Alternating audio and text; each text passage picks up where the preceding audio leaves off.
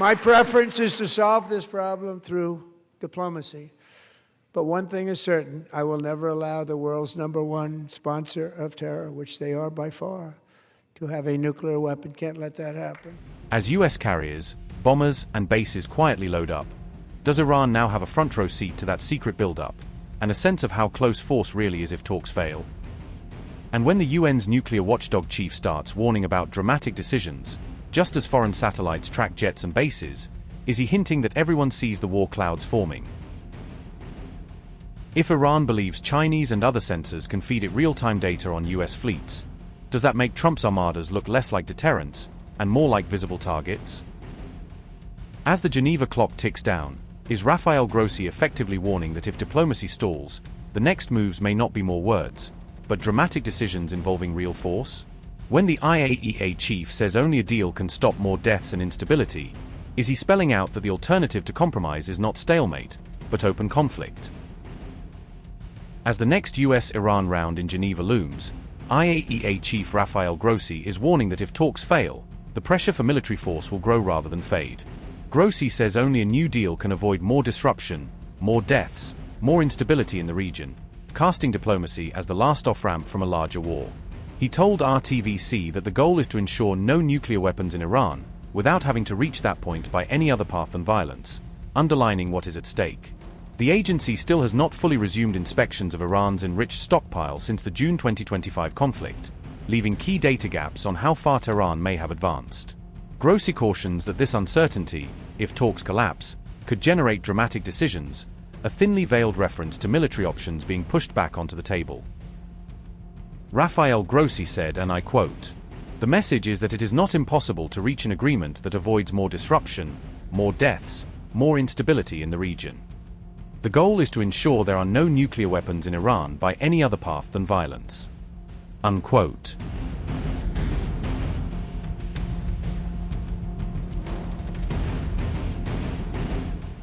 Grossi's plea lands just as Trump again vows he will never allow Iran to obtain a nuclear weapon, sharpening the contrast between watchdog caution and presidential threats.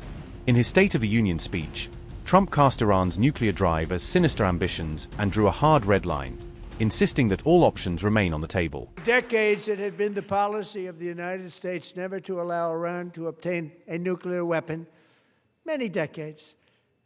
Since they seized control of that proud nation 47 years ago, the regime and its murderous proxies have spread nothing but terrorism and death and hate. They've killed and maimed thousands of American service members and hundreds of thousands and even millions of people with what's called roadside bombs. They were the kings of the roadside bomb. And we took out Soleimani. I did that during my first term. Had a huge impact. He was the father of the roadside bomb.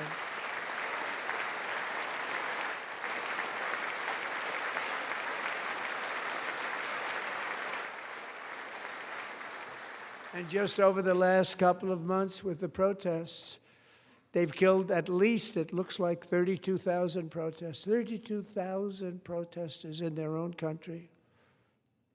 They shot them and hung them.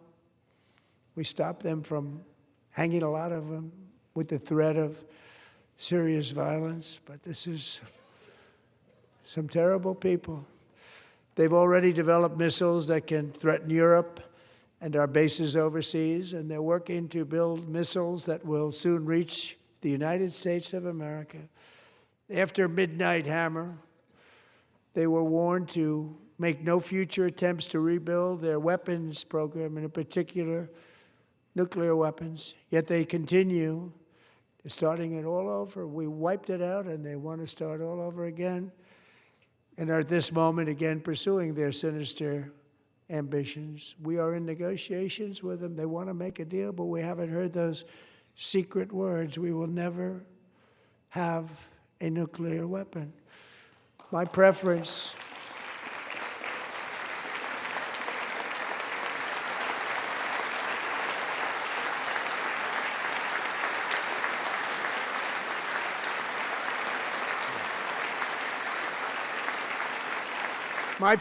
is to solve this problem through diplomacy.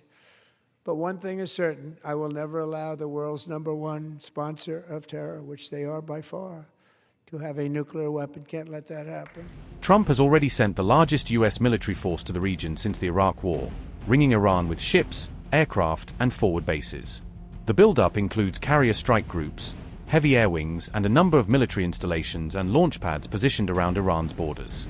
Axios has flagged what one advisor called a 90% chance of kinetic action in coming weeks, as some Israeli figures openly eye regime-threatening operations in Tehran.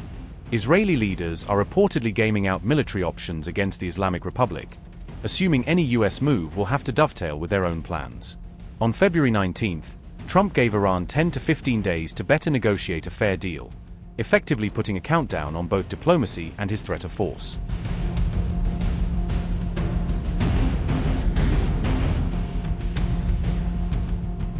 Meanwhile, Iran's foreign minister insists a deal is within reach if diplomacy is given priority over coercion and threats. Abbas Araghchi has posted on X that Iran will under no circumstances ever develop a nuclear weapon, trying to blunt U.S. claims about its intentions. Araghchi said, and I quote, "Pillared on the understandings forged in the previous round, Iran will resume talks with the U.S. in Geneva with a determination to achieve a fair and equitable deal in the shortest possible time. Our fundamental convictions are crystal clear. Iran will under no circumstances ever develop a nuclear weapon. Neither will we Iranians ever forego our right to harness the dividends of peaceful nuclear technology for our people. We have a historic opportunity to strike an unprecedented agreement that addresses mutual concerns and achieves mutual interests. A deal is within reach, but only if diplomacy is given priority. We have proven that we will stop at nothing to guard our sovereignty with courage. We bring the same courage to the negotiating table, where we will pursue a peaceful resolution to any differences." Unquote. The third round of US-Iran talks is scheduled in Geneva for February 26, unfolding under the heavy shadow of war games, carrier deployments, and open threats on both sides. In a region now bristling with US carriers and Iranian missiles, all eyes are on whether Geneva produces a deal, or simply sets the stage for the dramatic decisions Grossi fears.